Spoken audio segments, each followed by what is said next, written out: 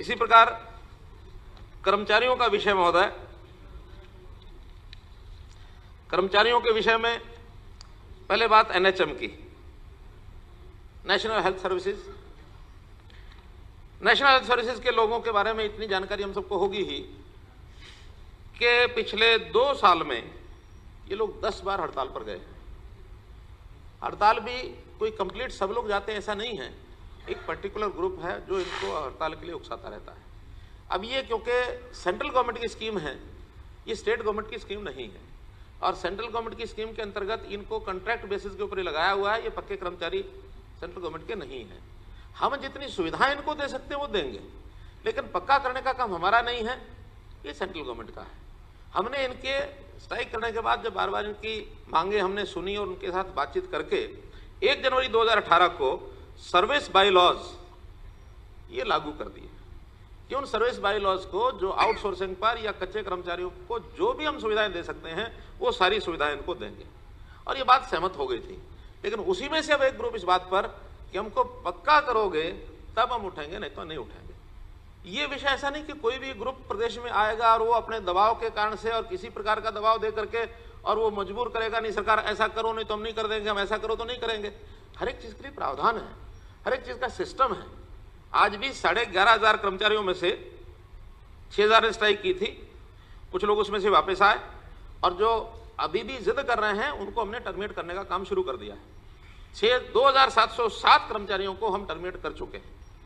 और मेरा कहना है कि क्योंकि बहुत बार बार बात करने के बाद जो नहीं मानेंगे तो हमारे पास इसके अलावा चारा नहीं है। मैं तो अपने विपक्ष के मित्रों को कहूंगा कि आप लोग जिनके संबंध हैं, क्योंकि ये लगे हुए बहुत पुराने हैं, आज के लगे हुए नहीं है, हमारे समय में नहीं लगे, जिस भी समय में लगे होंगे तो संबंध के आधार पर लगे होंगे, क्योंकि कोई प्रक्रिया में से लगे नहीं। जब प्रक्रिया में से नहीं लगते तो पर्चियों में से लगते हैं। तो अगर किसी का संबंध हो तो उनको समझा दें कि जो है उसको स्वीकार करके उसमें लगे रहो, और नहीं तो एक बार ये नौकरी से हाथ धो बैठेंगे फिर वो कोर्ट में जाएंगे। बिल्कुल जो कोई आज हमारे समय में किसी को भी नौकरी मिली है एक प्रावधान के हिसाब से, एक सिस्टम के हिसाब से वो लगे हैं, और उस सिस्टम में जो योग्य होगा वो लगेगा। वो योग्य आपका जानकार भी हो सकता है, वो मेरा जानकार भी हो सकता है, वो इधर का भी जानकार हो सकता है, उधर का भी जानकार हो सकता है। मुझे इस बात का बड़ा कभी कभी याद आ जाती है हमारे गीता बुक्कल जी की बात जो मैंने सदन में कही थी, कही इसीलिए थी कि हम इन चीजों पर विश्वास नहीं रखते हैं। तो इसलिए, और जब इनका एक और ध्यान में आया विषय कि जब कभी कोई क्रूशियल टाइम होता है, कोई अभियान चलता है, उस समय ही एनएचएम वाले जरूर स्ट्राइक करते हैं। अभी पिछले 1.5 महीने से टीकाकरण का एक अभियान चला हुआ है, क्योंकि कई प्रकार के अभियान आते हैं हेल्थ सर्विसेज में। तो एक टीकाकरण का अभियान जिस दिन अनाउंस हुआ उस दिन ये स्ट्राइक पर चले गए कि हम लोग तो स्ट्राइक करेंगे तो फिर टीकाकरण कैसे करा लेंगे। इनको एक समय दिया है, उस समय में अगर ये नहीं करेंगे तो फिर इस प्रकार के लोग बहुत हैं जो आज लाइन में बैठे हैं कि जिनको नौकरी दी जा सकती है। और इस प्रकार से एक विषय आया पुरानी पेंशन का।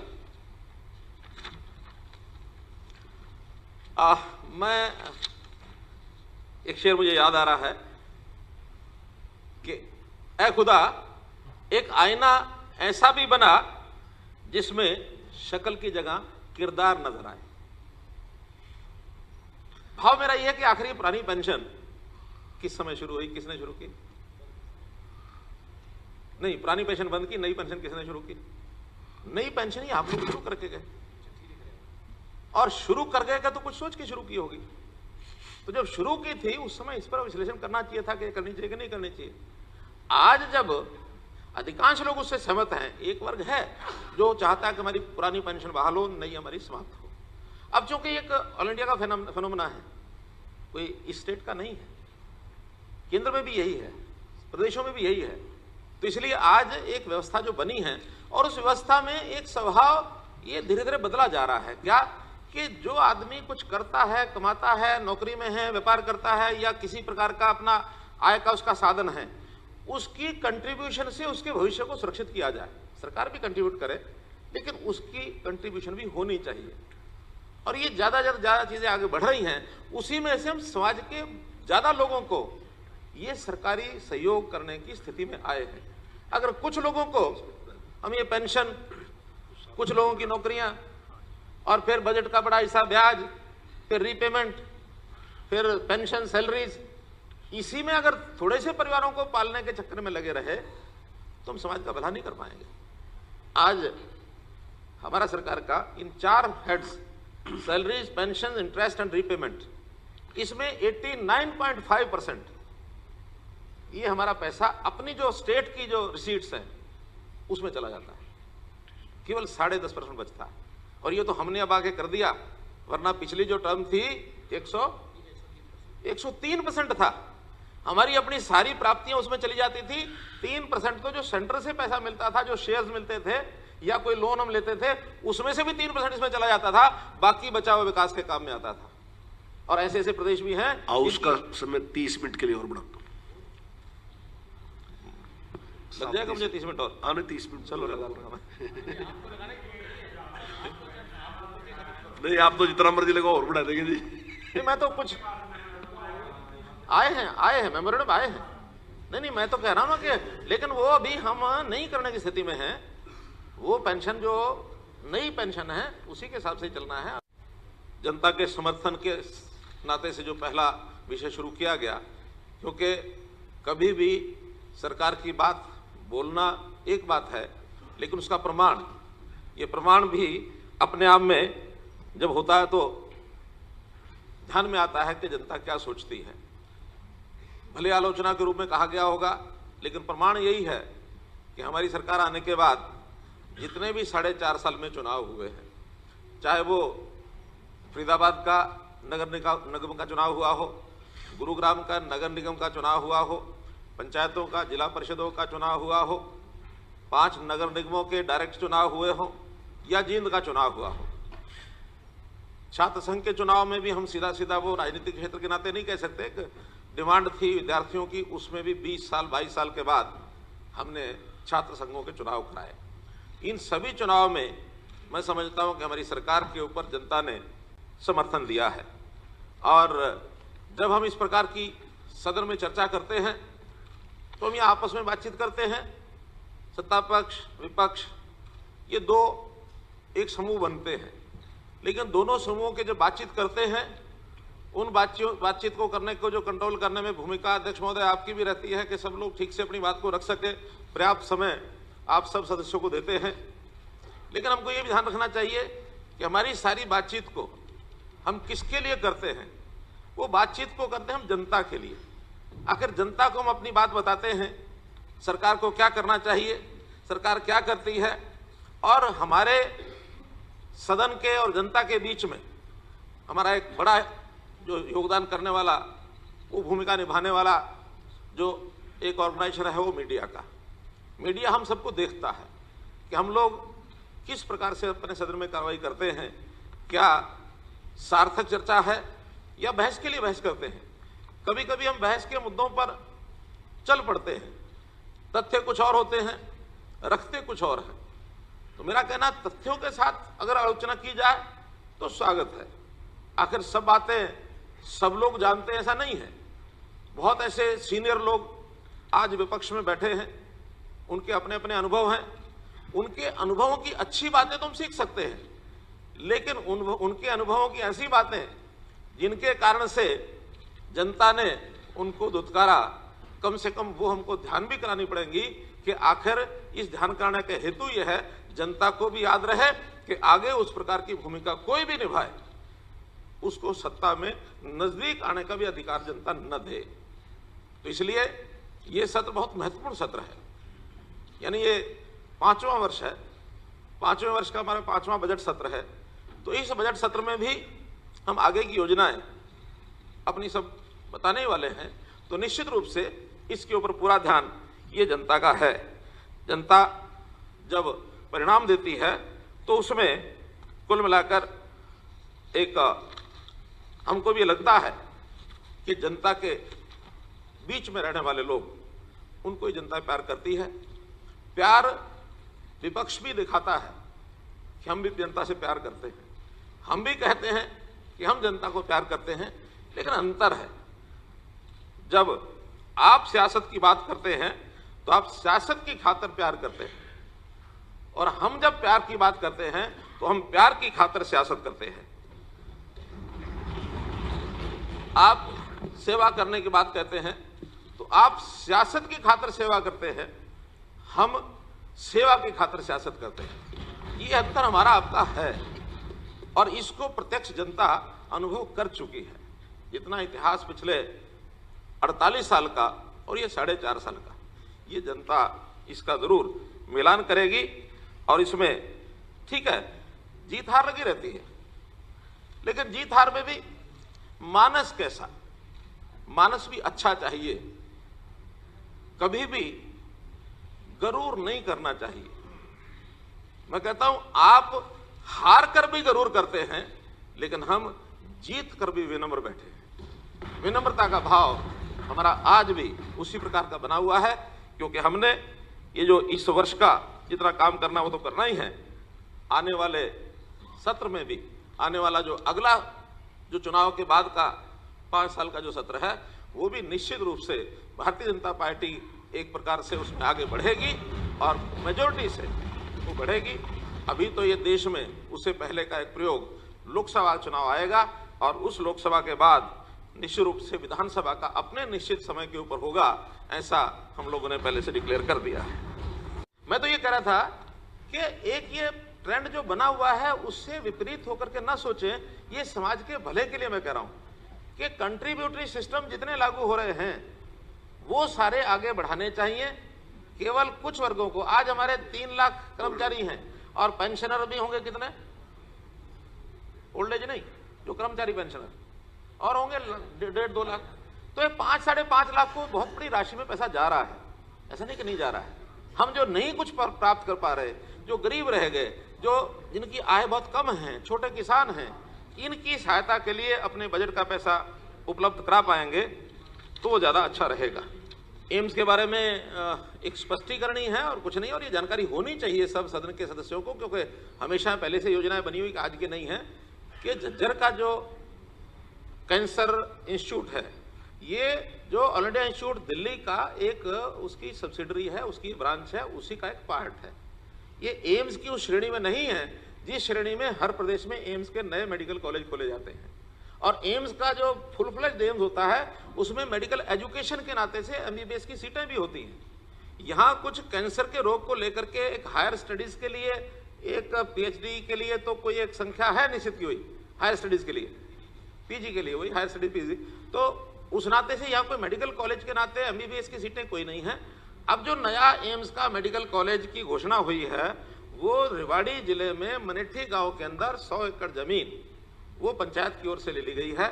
उसमें थोड़ा एक कुछ जिसको कहना चाहिए फॉर्मल कोई अड़चने हैं, उसको दूर करके ही और उसको शुरू करा देंगे। कुल मिलाकर जो 6,000 रुपये की एक सम्मान निधि और उसकी पहली जो उसका एक सफलता वो ये है कि जैसा मैंने दिन में भी बताया था कि हमारे डिपार्टमेंट ने अभी 8 लाख के लगभग ऐसे किसानों का नाम ये पोर्टल में डाल दिया है। आज मानो चालू है, ये काम लगातार चलने वाला है, रोजाना ये बढ़ेगा। 24 तारीख तक प्रधानमंत्री जी जिस दिन इसका करेंगे, ऑनलाइन किसान के खाते में ट्रांसफर करेंगे, उस दिन हमारा 8 लाख 9 लाख जितना भी होगा वो सब किसानों के खाते में 2,000 रुपये पहुंच जाएगा। और हरियाणा, मैं फिर कहता हूं, हमारा एक आशा है हमारी, बाकी तो उस दिन पता लगेगा कि हरियाणा इतनी बड़ी फिगर वाला लोड करने वाला जो 8 या 9 लाख किसानों का जो नाम अपलोड करना है, Haryana will be the first one जो इतनी बड़ी संख्या में लोड किया होगा। और किसानों के हित में बहुत सी योजनाएं हमारे दिमाग में आगे भी हैं। जो समाज के गरीब परिवार हैं या छोटे किसान हैं, इन परिवारों की हम कुछ योजनाएं आगे बहुत जल्दी लाने वाले हैं। वो जब योजनाएं लाएंगे तब आपको बताएंगे। 18,000 नौकरी देकर के हमने कोई एहसान किया ऐसा नहीं है, और हमने कोई उसका बहुत बड़ा ढंढोरा पीटा ऐसा नहीं है।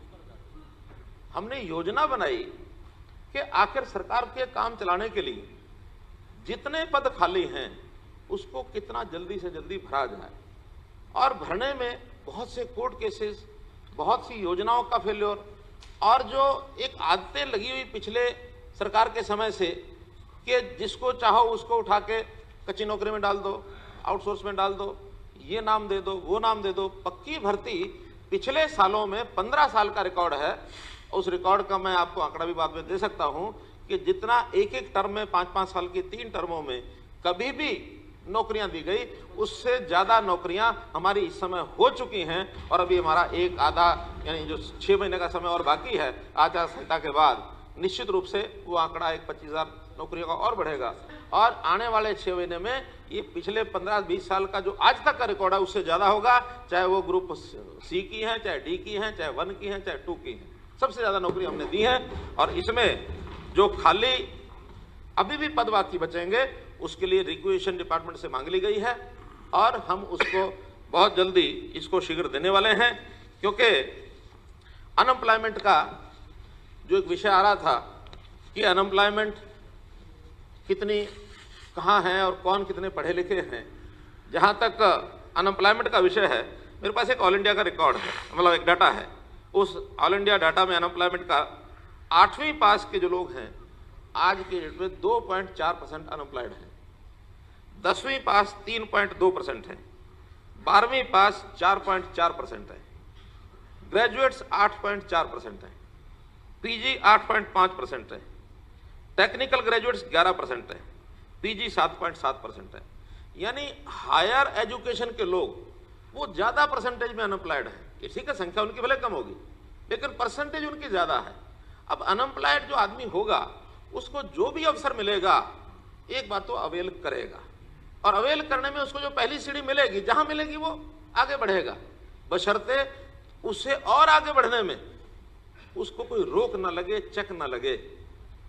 हमारी पिछली सरकारों में क्या था, कोई एक आदमी नौकरी लग जाता, मानो वो मैट्रिक या +2 की क्वालिफिकेशन के लेवल पर कोई एक पोस्ट ग्रेजुएट आदमी नौकरी लग गया तो उसको कहीं और नौकरी में जाना है तो वो चक्कर काटता था डिपार्टमेंट के अपने अधिकारियों के, क्या मुझे एनओसी दे दो, मैंने फॉर्म भरना है।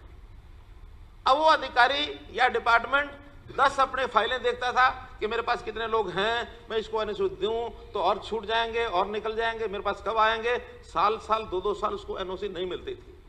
हमने आते ही कहा कि एक व्यक्ति योग्य है, अपनी योग्यता को नजरअंदाज करके वो आज कम योग्यता की नौकरी पर अगर आता है उसको आगे बढ़ने का पूरा अधिकार है, इसलिए हमने एनओसी का प्रावधान खत्म कर दिया।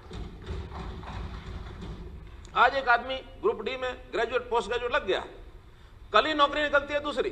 जैसे आज कौन नेता प्रतिपक्ष कह रहे थे, कौन कह रहे थे कि अभी उन्हीं लोगों में से फिर दोबारा से पुलिस की भर्ती में उन्होंने फार्म भर दिए हैं। मैं तो भरें, पुलिस में भरें और आगे ग्रुप सी में, ग्रुप 2 में, यानी क्लास 1 में, क्लास 2 में अगर वो योग्य हैं भरते चले जाएं, उनको आगे बढ़ने का पूरा अधिकार है।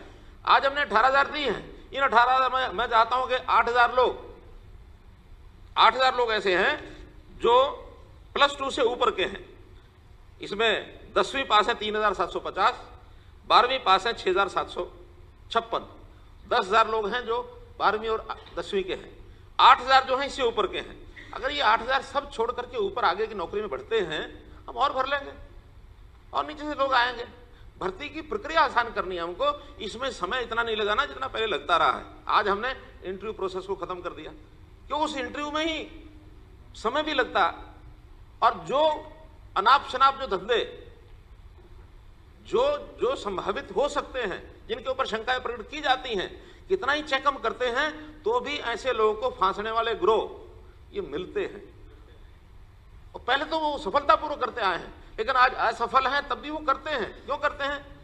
अभी तक जब इंटरव्यू खत्म नहीं हुआ था उससे पहले एक प्रावधान था कि जितने पोस्ट हैं 2 टाइम्स इंटरव्यू के लिए बुलाएंगे। अब 2 टाइम्स जब लिस्ट बन गई, इंटरव्यू के लिए बुला लिया, अब उनके लिए तो रास्ता खुल गया कि उनका एक टारगेट ग्रुप सामने आ गया। इस टारगेट ग्रुप में मानो किसी ने 10 आदमियों को बहका लिया और उसके पैसे लेके जेब में डाल दिए। अब उस 10 में से 5 होने हैं, क्योंकि 15 तो होने ही होने हैं, 5 हो गए वो तो जेब में, जो 5 रह गए बहुत ईमानदारी का परिचय देते हुए और जाके वापस कर दिए। ना उसको पता ना इसको पता। बात आई ई खरीद मंडियों की। 54 मंडियों में इस बार 1150 लाख यानी 11 करोड़ 50 लाख क्विंटल ये अनाज इसकी खरीद हुई ई मंडियों में। 26,823 करोड़ रुपए की राशि है। इसलिए ई मंडियों का धीरे धीरे एक विस्तार हो रहा है। कुल 108 मंडियां हैं अब ये उसमें से केवल 54 मंडियों में ही ई खरीद शुरू कर पाए हैं, बाकी 54 मंडियां भी डायरेक्ट होती हैं। लेकिन जैसे ये आगे ये प्रोसेस आगे बढ़ेगा तो सब 108 की 108 मंडियों में, और मुझे लगता है नंबर ऑफ मंडीज के हिसाब से हरियाणा जो है वो अव्वल नंबर पर है, जिसने अपनी आधी मंडियां ई मंडियां कर दी। हम बढ़ रहे हैं, आगे बढ़ रहे हैं, ताकि किसान को उसकी शिकायत ना हो। एक विषय आया था कि सेस नहीं लगाना चाहिए। अब पहली बात तो यह है कि जो किसान की फसल के ऊपर मार्केट में फीस ली जाती है वो सेस नाम से नहीं ली जाती है, उसके दो अलग अलग हेड्स हैं। एक हेड है HRDF 2%, एक हेड है मार्केट फीस 2%। इसका कोई GST से, वैट से या किसी प्रकार के सेस से कोई ताल्लुक नहीं है। ये 4% आज से शुरू नहीं हुआ, ये शायद ठीक सन मुझे ध्यान नहीं है तो शायद 1980 या 85-86 से शुरू हुआ, 85-86 से लगातार चल रहा है ये। और ये 4%, 2% तो HRDF का लगभग पहले कितना आता था, लेकिन आज 700-800 करोड़ रुपए इसमें आ जाता है। अब ये 700-800 करोड़ का हम गांव के विकास के नाते सीधा सीधा उसका उपयोग करते हैं। किसी सरपंच को 10 लाख मिलता होगा, किसी को 20 लाख मिलता होगा, कोई MLA हमारे से आता है, कोई 5 करोड़ कह गया, अपने काम दे गया, कोई 10 करोड़ कह गया, 2 करोड़ कह गया, या जनता में से डिमांड्स आई वो हमने सैंक्शन करा दी। अगर ये 800 करोड़ रुपया नहीं आता तो कुल मिलाकर के नुकसान किसको होगा? गांव के विकास को होगा। हम मार्केट फीस जो लेते हैं लगभग इतनी ही वो आती है, 700-800 करोड़। इसमें जो मार्केट की जो मंडियां हैं उन मंडियों का रख रखाव, आज संयोग ऐसा है कि हरियाणा की मंडियां आसपास की सब स्टेट से बढ़िया हालत में है, अच्छी हालत में है, हर प्रकार की व्यवस्थाएं ठीक है। आसपास की मंडियों का अनाज बिकने के लिए हरियाणा में आता है। क्यों आता है? वहां भी बेच सकते हैं, वहां भी उनको रेट मिल सकता है, वहां भी उनकी व्यवस्थाएं ठीक हो सकती है। वहां व्यवस्थाएं ठीक नहीं है, पंजाब का भी अन्न आता है, राजस्थान का भी आता है और उत्तर प्रदेश का भी आता है, तो ये सारा हमारे यहाँ बिकने आते हैं। हमारी मंडियों की स्थिति अच्छी है। हमारे गांव की सड़कें ये मार्केट फीस में से बनती हैं। आखिर हमने 25-25 किलोमीटर की जो योजना दी है कि खड़ंजा सड़कें 3 क्रम और 4 क्रम की बनाएंगे, तो वो किस में से बना रहे हैं? वो इसी में से बना रहे हैं। अगर ये 800 करोड़ रुपया नहीं आता है तो किसका नुकसान है? उन मंडियों का, किसान का, गांव की सड़कों का।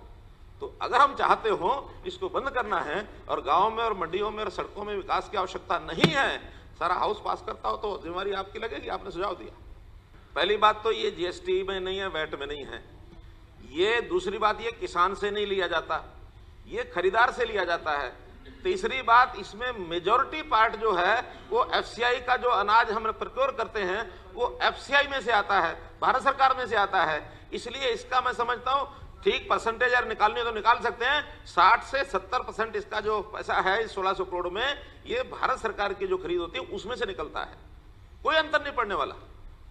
तो इसलिए ये किसान पर नहीं पड़ता है और इसके कारण से कहीं किसी मंडी में अनाज जाता नहीं हमारा, बल्कि मैं आपको कह रहा हूं हम तो कई बार रोकना पड़ता है कि हमारे किसान का जब तक अनाज नहीं बिकेगा तब तक हम आसपास के प्रांतों का अनाज नहीं आने देंगे। जबकि किसी भी प्रांत का अनाज यहाँ के बिके, हमको तो 4% मिलना है। हमें 4% उन किसानों के अनाज का यहां आने पर किसान को कोई हानि नहीं, हमारी मंडी में आके तुलते ही 4% को मिल जाएगा। इसलिए इस बात को बिल्कुल भी हम गुमराह करने वाली बातों को बिल्कुल आगे न बढ़ाएं।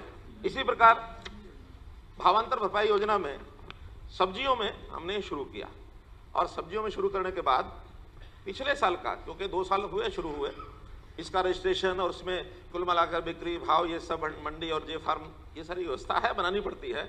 नहीं बनाएंगे तो हिसाब ही नहीं हो पाएगा। उस सारे हिसाब के बाद पिछले वर्ष भर में 4 करोड़ 26 लाख रुपया हमने आलू, प्याज, गोभी और टमाटर इन सब्जियों पर कुल भावांतर भरपाई में दिया। जबकि कुल वजन जो था, जो बिक्री हुई 4,55,000 क्विंटल, यानी 1 रुपया किलो ऑन एवरेज, ये हमने इन सब्जियों पर इन किसानों को दिया है। अगर ये हम नहीं देते तो ये सब्जियां या तो सस्ती बिकती या कुछ महंगी और कुछ बहुत सस्ती होती तो लोग फिर सड़कों पर फेंकते। इसलिए हमने ये इंतजाम किया कि आप सड़क पर मत फेंको। अर्ली वैरायटी में पहले आलू पर नहीं था पहले साल में, बाद में लगा कि नहीं ये जनवरी के महीने में वो बहुत सस्ता बेचते हैं क्योंकि ये भावांतर भरपाई 1 फरवरी से शुरू होती है। हमने कह करके अर्ली वैरायटी आलू की है उसके ऊपर भी भावांतर कराया। नहीं भाई, जनवरी में जो आलू आता अर्ली वैरायटी है उसको भी दो ताकि वो कम भाव पर उस पर वो बेचने में से वो बच सके। इसलिए ये बेनिफिट सारे सब्सिडी की बात उठाई हमारे ओम प्रकाश जी बरवा ने कि भी सब्सिडी कुछ जगह कम होती है, कुछ ज़्यादा होती है। इसका एक अंतर है कि सब्सिडी हम जो है डार्क जोन में उसमें 85% है और अन्य जोन में 60% है। इसलिए डार्क जोन का और अन्य जोन का ये थोड़ा अंतर रखा हुआ है, इसकी एक पॉलिसी बनाई हुई है, इस कारण से ये अंतर है और कोई नहीं है। बात बहुत किसानों की जा रही है। अब अच्छा होता कि किसानों की बात सबसे ज़्यादा करने वाले हमारे नेता प्रतिपक्ष ने जो बातें की, अब चूंकि उन्होंने बात की है वो होते तो उत्तर सुन लेते स्वयं, लेकिन सदन में मुझे रखना ही है। उन्होंने कहा बाजरे की खरीद में 4 क्विंटल की जो बात कही गई कि 1 एकड़ के ऊपर 4 क्विंटल, मैं 8 कही तो 8 का प्रमाण दे रहा हूं। मैं केवल सिरसा जिले के नथुश्री चोपटा मंडी, इस मंडी का एक मंडी का रिकॉर्ड है अभी मेरा। 54 मंडियां हैं, 54 मंडियों में बाजरा तो सब मंडियों में नहीं खरीदा जाता, कुछ मंडियां उसमें ऑथराइज हैं, हाँ, लेकिन नाथुश्री चोपटा का ये रिकॉर्ड पूरा मैंने निकलवाया है। उसमें से 4 नाम जो प्रारंभ के लिखे हुए हैं पढ़ देता हूं। नाथुश्री चोपटा का पढ़ देता हूं। Ajay son of Om Prakash, Ajay son of Om Prakash, registered farmer serial number 159364। 8 quintal की मिनिमम एक कंडीशन क्यों रखी थी मैं वो भी बता देता हूं। एमएसपी घोषित होने के बाद ये हमको मालूम है कि जहां तक धान और गेहूं इसके खरीदने की बात है, प्रोक्योरमेंट करती है एफसीआई, सब एजेंसियों के माध्यम से कर लेते हैं। लेकिन ये जो बाकी फसलें हैं, चाहे उसमें बाजरा है या उसमें मूंग है या उसमें सरसों है या उसमें सूरजमुखी है, ऐसी फसलें जो स्टेट में अपने आप कंज्यूम कर सकते हैं, वही चीजें आपको खरीदनी है। ये भी उसमें एक शर्त है। अब चूंकि अपने आप खरीदनी है, मार्केट में वो भाव पूरा मिलेगा नहीं, हमने योजना बनाई कि हम इसके अंदर भावांतर भरपाई योजना देंगे। बाजार का भाव 1500-1600 रुपए बाजरे का था जब बाजरा शुरू हुआ, हमको इसमें 1950 के भाव में खरीदनी है। अगर हम ये 400 रुपए का जो अंतर है, ये भावांतर भरपाई योजना सबके लिए खोल देंगे तो ये पूरा राजस्थान की बेल्ट जहां बाजरा होता है, ये धड़ाधड़ आपके यहाँ बाजरा, कोई रोक टोक तो है नहीं, सब ला सकते हैं। इसलिए उसका रजिस्ट्रेशन कराया और जिन्होंने रजिस्ट्रेशन किया वही केवल उतना 8 क्विंटल की रेशो के हिसाब से बेच सकते हैं, अन्यथा 1-1 एकड़ के ऊपर 20-20, 50-50 क्विंटल भी बेचा जा सकता था। इस रजिस्ट्रेशन का हेतु ये भी था। इसलिए हम पहली बार इस सारी योजना से 18,25,000 क्विंटल ये बाजरा खरीद पाए। इतना बाजरा पहले पिछले 8 साल में कभी नहीं खरीदा गया।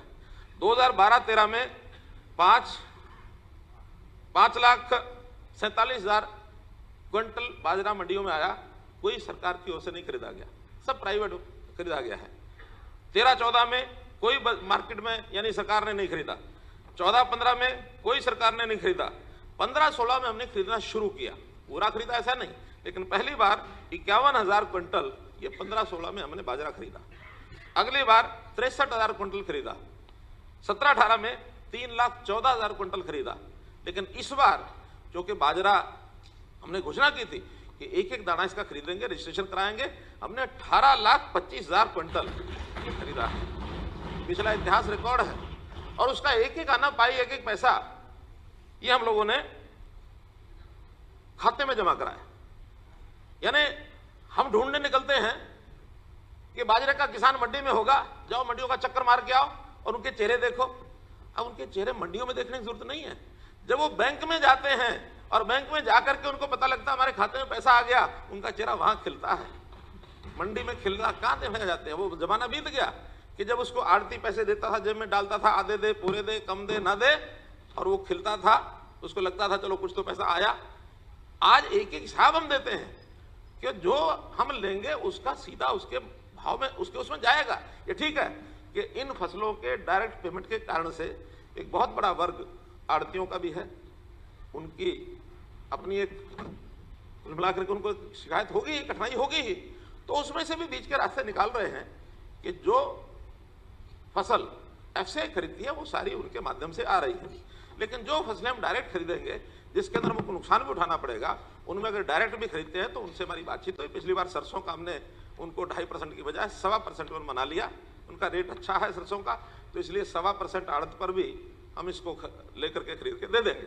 अब ये सारी बातें किसान के हित में, जिसकी भी हम करते हैं वो किसान के हित में करते हैं, ताकि किसान को किसी प्रकार की तकलीफ ना हो। कर्मचारियों के विषय में बात की गई। एक्स ग्रेशिया 2006 में एक्स ग्रेशिया नौकरी का प्रावधान था, 6 में ही बदल करके आप लोगों ने किया। वो क्यों तो अड़चन आई, कोई कोर्ट ऑर्डर था या क्या था मालूम नहीं, नौकरी प्रावधान खत्म करके सैलरी कर दी। अगर 35 साल से पहले किसी की मृत्यु होती है कर्मचारी की, तो उसको 15 वर्ष तक पूरी सैलरी मिलेगी। 35 से 48 के बीच में होती है तो 10 वर्ष तक सैलरी मिलेगी। 48 से 58 तक होती है तो 58 तक सैलरी मिलती रहेगी। हमने अब इसमें एक विचार किया है, कैबिनेट नोट तैयार हो गया है, बहुत जल्द इसको करने वाले हैं। उसके अंदर हम 48 वर्ष से ऊपर तो जैसा पहले था वैसे ही सैलरी मिलेगी 58 तक। 48 से नीचे यदि मृत्यु होती है तो या तो जैसे पहले उसको सैलरी का प्रावधान था वो, और या फिर अपने किसी डिपेंडेंट को नौकरी दिलाई जा सकती है। एक्स ग्रेशिया को दोबारा शुरू कर रहे हैं ताकि 48 से पहले अगर हुई है तो परिवार का एक बहुत बड़ा हिस्सा बाकी है तो उसको नौकरी मिल जाए। अब जिस दिन से इसको फैसले को लागू करेंगे, नोटिफाई जिस दिन होगा, उस दिन के बाद ऐसा कोई दुर्भाग्यपूर्ण स्थिति आती है, किसी कर्मचारी की मृत्यु होती है, तो उसके बाद उस दिन से उसकी चॉइस रहेगी। उस चॉइस में वो चाहता है मुझे सैलरी मिलती रहे तो सैलरी मिलेगी, वो चाहता है मतलब उसके परिवार के लोग चाहते हैं कि हमारे परिवार के किसी एक आदमी को नौकरी दो उसकी एजुकेशन के हिसाब से। हाँ, इसमें हमने 2 चीजें और जो पहले लागू होती थी उसको खत्म कर दिया। पहले तो जिस डिपार्टमेंट में कर्मचारी होता था उसी डिपार्टमेंट में ही उसको नौकरी मिलती थी, हमने उसको खत्म कर दिया है थ्रू आउट। जैसे हम सर्विस शहीदों के परिवारों के बच्चों को या उनके जो भी कोई नौकरी वाले होते हैं योग्य व्यक्ति, उनको कहीं भी नौकरी उनकी योग्यता के हिसाब से मिलती है, ऐसे ही इनको भी इनकी योग्यता के हिसाब से वो नौकरी ग्रुप सी की नौकरी, शायद क्या एक कैडर नीचे, जिस कैडर से हाँ एक स्टेप डाउन, जिस कैटेगरी का वो कर्मचारी था उसका एक स्टेप डाउन। और उसी में दूसरी जो शर्त थी कि इसके लिए हमने 5% पद पहले 2006 से पहले जब होता था तो 5% पद सुरक्षित किए थे कि 5% के बाद उनकी एक वेटिंग लिस्ट बन जाती थी, फिर जब कोई खाली होता था तब मिलता था, वो भी हमने समाप्त कर दिया कि भी जितने भी ऐसे कर्मचारियों का देहांत होगा उनको एक्स ग्रेशिया में नौकरी पाने वालों को जितने होंगे उनको सबको देंगे। हम पिछले 48 सालों में फरवरी के महीने का रिकॉर्ड किसी भी साल का उठा के दिखा दें, और यदि उसमें पिछले साल का बकाया न हो तब आपको ये प्रश्न पूछने का अधिकार है। पिछले सीजन का बकाया कभी भी फरवरी में बकाया कभी खत्म हुआ ही नहीं, और ये हमारी सरकार है कि हमने जनवरी में ही पिछली सरकार की पिछले सीजन का सारा बकाया दे दिया था, कोई बकाया बाकी नहीं है। अब कोई अगर बकाया है शेष तो वर्तमान का जो गन्ना है, जो 212 लाख क्विंटल गन्ना खरीद हुई है, जिसमें अभी 719 करोड़ रुपए का कुल उसका मूल्य था, 322 करोड़ रुपया पे हो चुका, 397 करोड़ रुपया, ये सभी 14 मिलों का, इसमें कोऑपरेटिव भी है प्राइवेट भी है।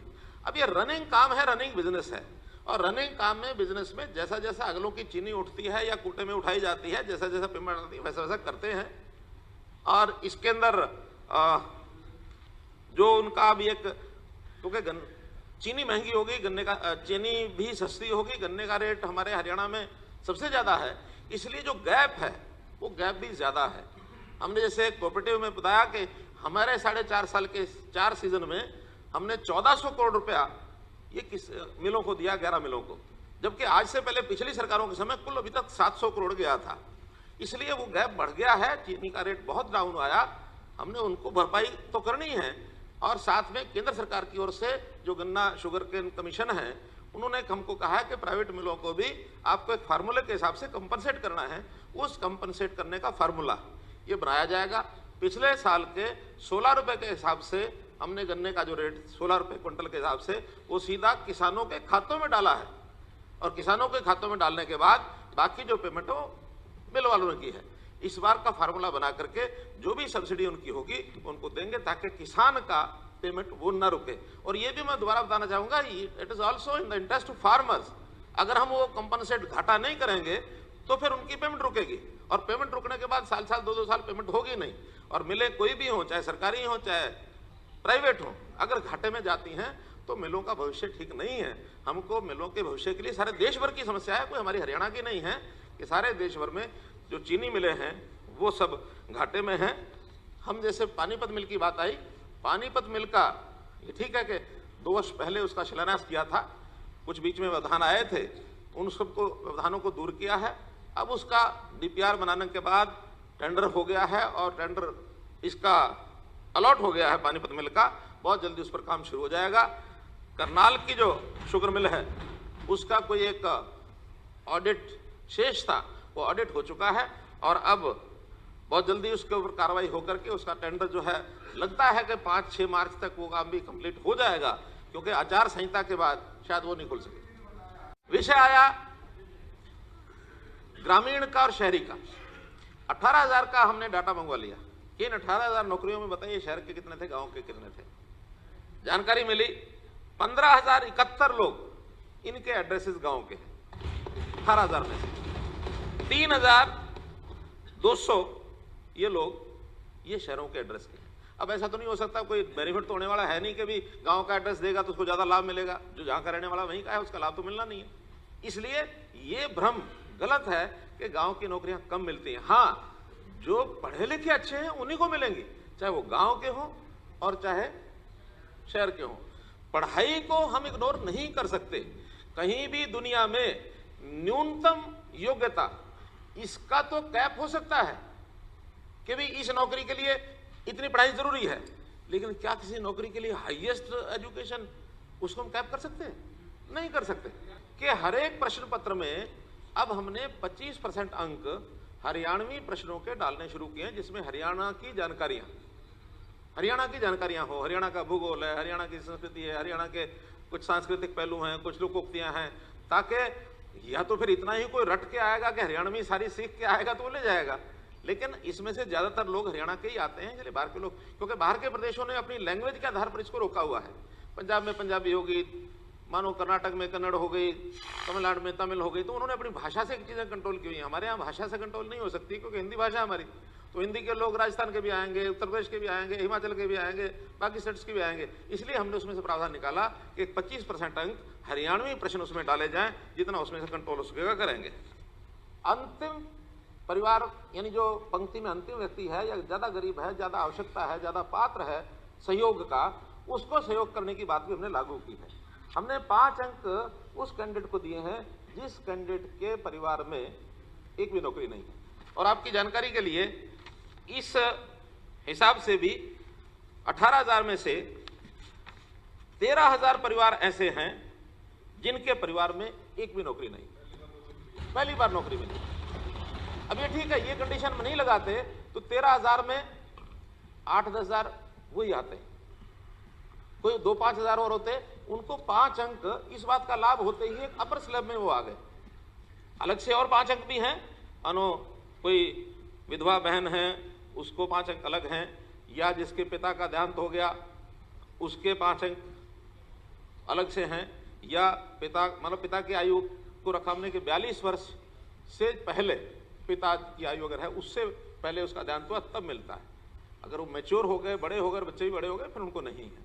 तो इसलिए थोड़ा इसमें एक सहानुभूतिपूर्वक विचार करके हमने वो किया और उसमें से बहुत लाभ लोगों को ये मिला है। ये ठीक है कि अब एक बार वो नौकरी ले चुके हैं, इसके बाद वो 5 अंक उस परिवार को या उस आदमी को आगे बढ़ने के लिए वो नहीं मिलेंगे, क्योंकि वो एक बार स्वयं नौकरी में आ गया है। चिकित्सा सुविधा, स्वास्थ्य सेवाएं, इसके विषय में है। स्वास्थ्य सेवाओं का जो विषय चला तो एक क्लिनिकल एक्ट की बात हमारे दलाल साहब ने कही।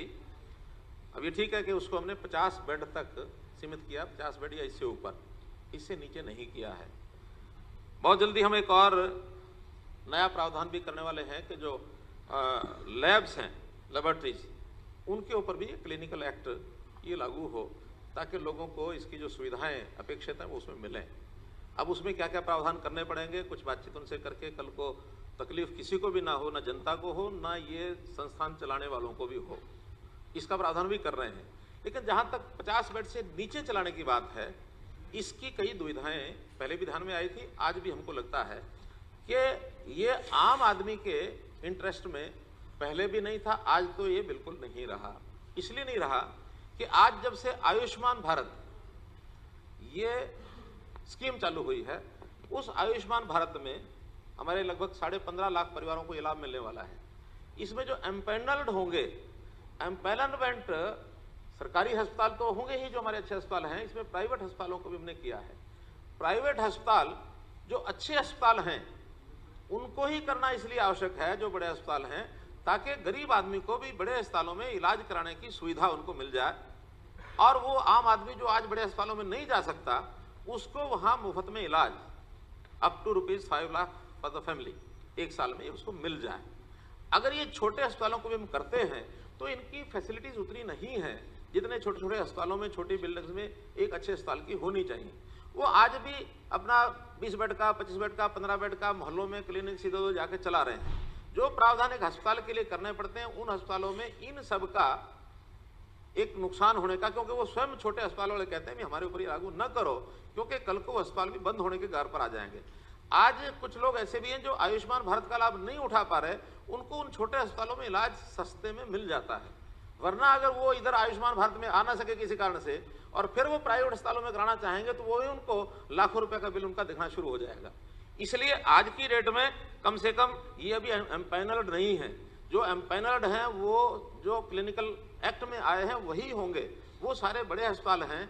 इस योजना की सफलता इसी में है कि अच्छे से अच्छे अस्पताल में गरीब आदमी को इलाज मिल सके, हो सके। तो ये हमारा उसमें एक्सप्लेनेशन है। हो सकता है आप इसे सहमत न हो, नहीं सहमत होंगे तो अलग से चर्चा करके अगर आपको लगे कि जनहित में उनको करना आवश्यक है तो फिर उनको समझा लेंगे। हम नहीं चाहते कि बहुत बड़ी संख्या में एक अनरेस्ट, क्योंकि ये मोहल्ले मोहल्ले में बने हुए हैं ये सारे जो छोटे अस्पताल हैं, 10-10 बेड का, 20-20 बेड का, बहुत कॉलोनियों में बहुत अस्पताल हैं।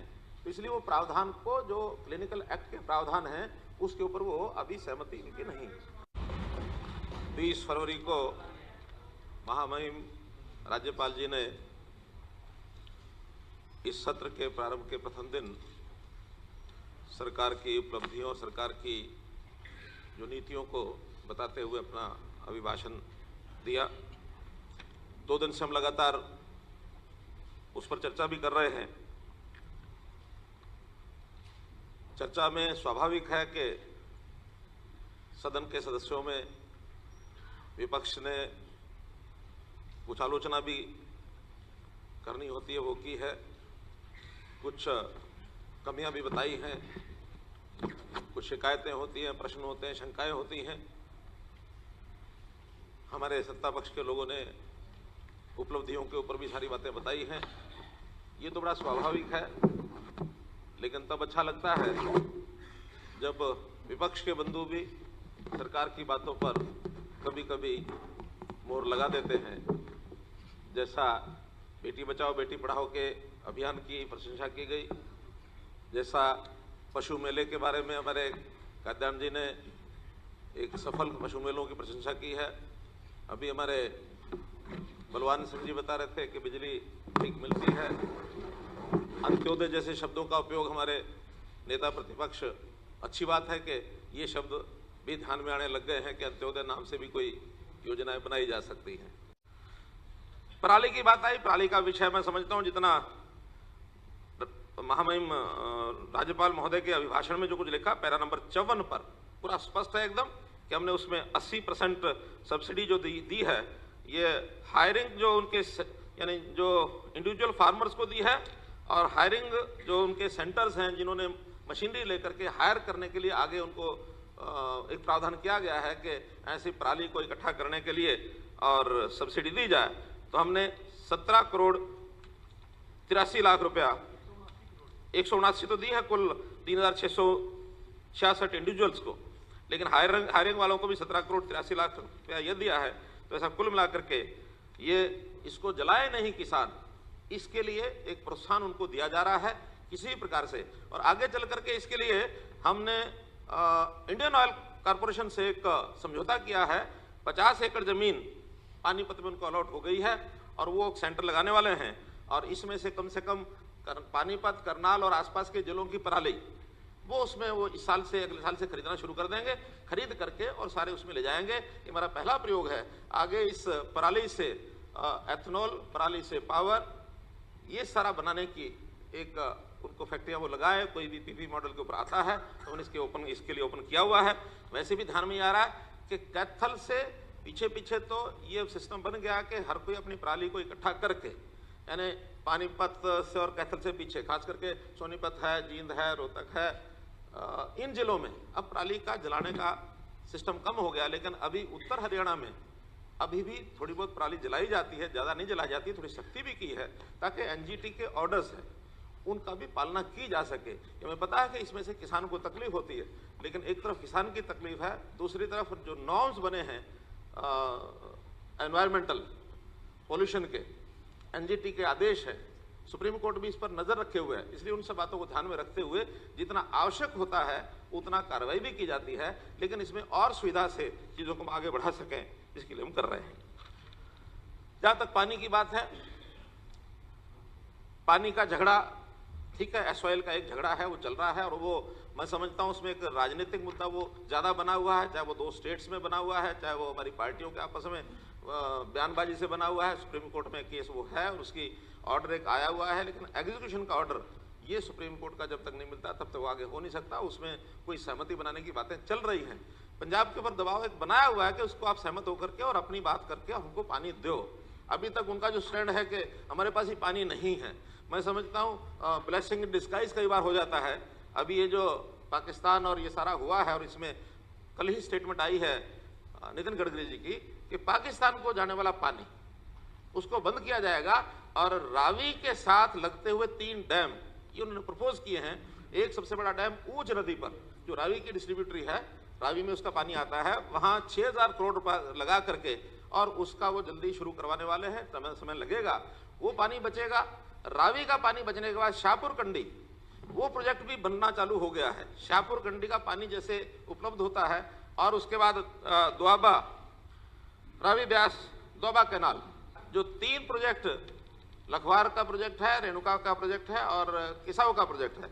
लखवार के प्रोजेक्ट का और रेणुका के प्रोजेक्ट के 2 के एमओयू हो चुके हैं। अब वो तो प्रोसेस के हिसाब से आगे बढ़ना शुरू हो गया है, पेमेंट भी हो चुके हैं, सब कुछ है। केवल अभी किसाऊ डैम बाकी बचा है जिसका अभी एमओयू नहीं हुआ है। इसमें 47% तीनों में से पानी अपना शेयर है, कोई आज शेयर तय हुआ ऐसा नहीं है, ये बहुत पुराना चल रहा है। हम तो इतना कहते हैं कि हमने थोड़ा प्रयत्न करके जोर लगा के स्पेशली में वहां गया।